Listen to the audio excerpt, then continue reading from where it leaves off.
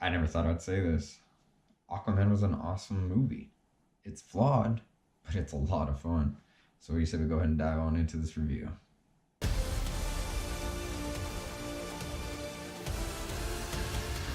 everyone, Jex here, and I know I can't believe I said it either. I still can't believe I'm going to say these words.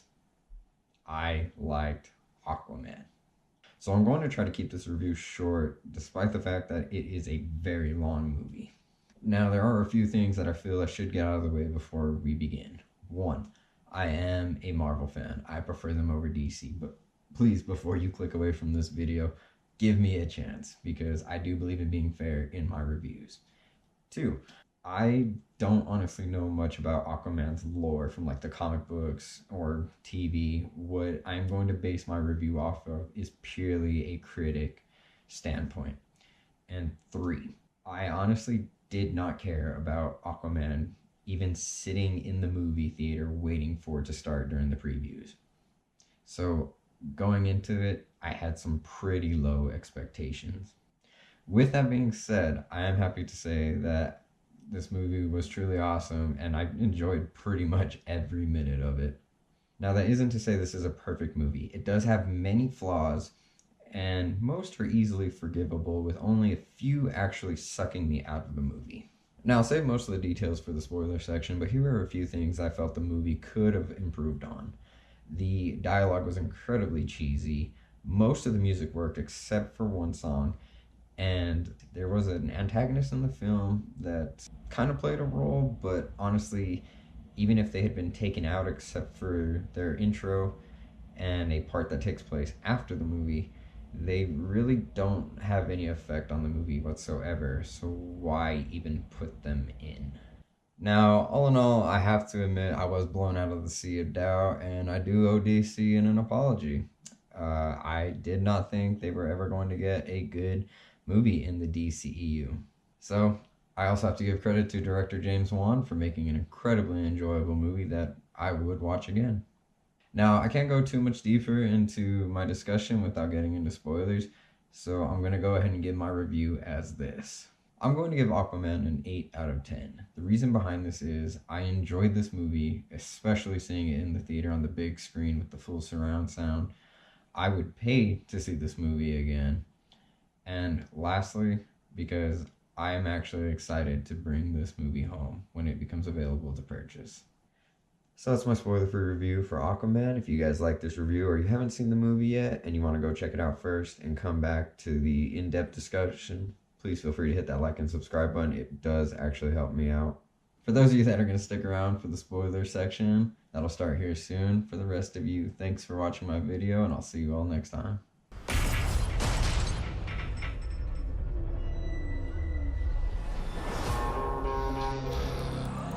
Hey everyone that decided to stick around for the spoilers, or for those of you returning, this is now a spoiler in-depth section of the review.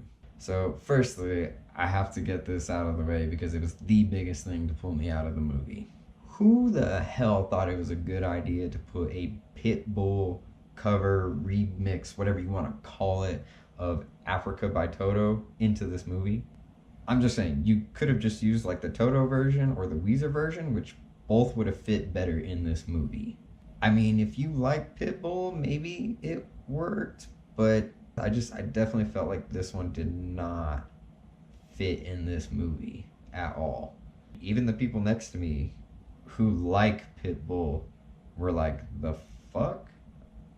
Also, the story has a lot of plot holes and or things that just don't make sense. So Arthur and Mira are making an escape from Atlantis with this ancient artifact. Remember this for later. That belongs to another kingdom.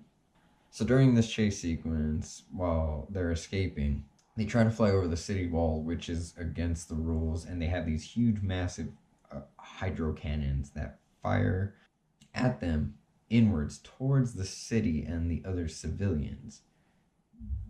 That felt very flawed logic and or lazy writing to me. So eventually they have to take that ancient artifact to this lost ancient city and connect it to a rusty old machine. Points to you that remembered the ancient artifact. So after they plug in the ancient artifact to the machine, it turns out it needs water in order to be activated. But the problem here is they had just taken the ancient artifact from the sea.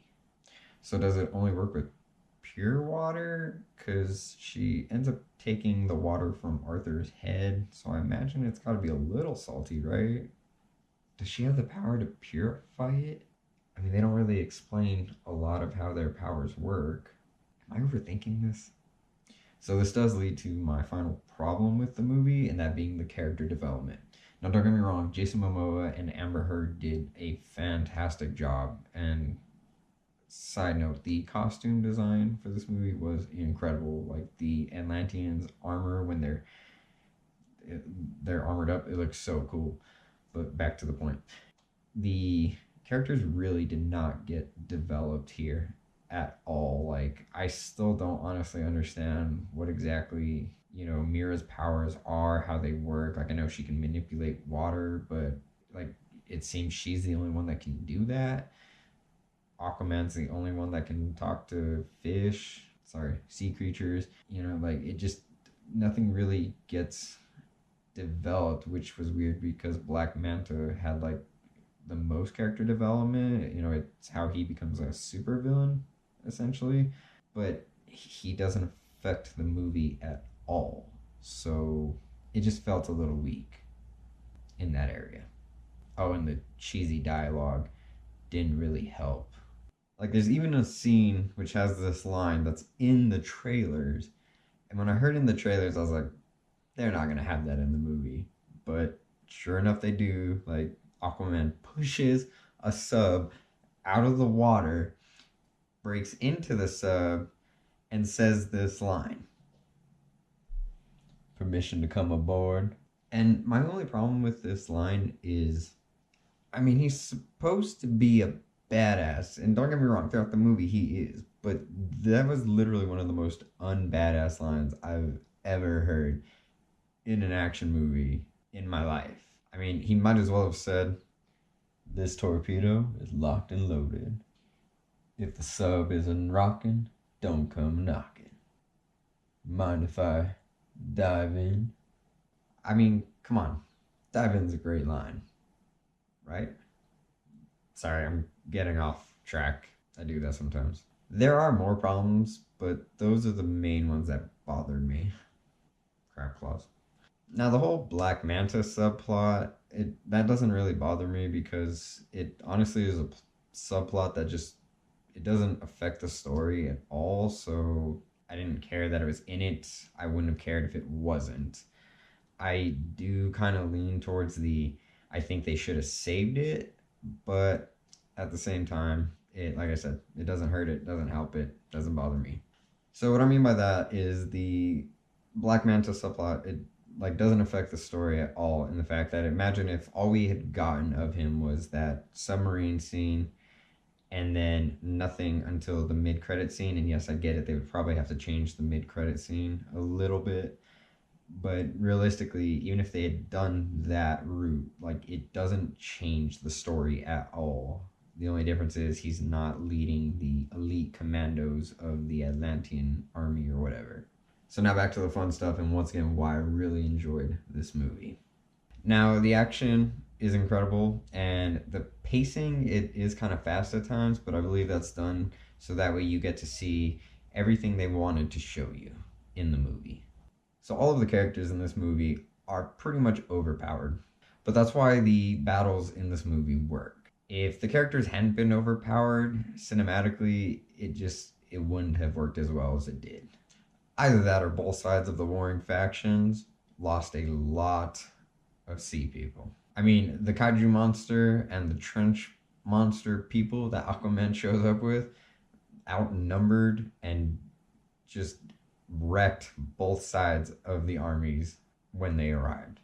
The kaiju thing that Aquaman is riding when he arrives at the battle alone wipes out like half of the ships in the Atlantean Armada. And every step it takes looks like it wipes out platoons on both sides. Now, I really enjoyed the Arthur and Mira romance. It did feel a little rushed, I really liked it. I thought they had really good chemistry, you know, one being more serious than the other. It's just one of those like opposite attract sort of thing, and it worked for me. Now, I really appreciated the fact that they tried to make this a standalone movie. And if it is a reboot, I think that would be the best option because if not, it does leave me with a few more questions. Now, I don't really remember a lot of Justice League, but I'm pretty sure the Arthur and Mira that are in that movie are not the same characters that are in this movie. But I think that's a good thing. So it's a serious movie when it needs to be, but it doesn't set up some world ending event. It just stays within its own story, which I really liked. Probably because it gets really goofy at times. Like if this movie had continued straight from Justice League, it would not have worked at all. Even if it doesn't actually give it time to explain everything, I believe this movie has great heart. And on top of that, it is a truly fun movie to experience. And that is why I truly believe it is the current best DCEU movie to date. So those are my thoughts of Aquaman. Now there is plenty more to discuss, but we would be here for quite a while. So if you want to keep the discussion going, leave a comment down below, hit that like and subscribe button, and ring the little bell. That way you guys get a notification every time I post a new video. But until then, I'll see you all next time.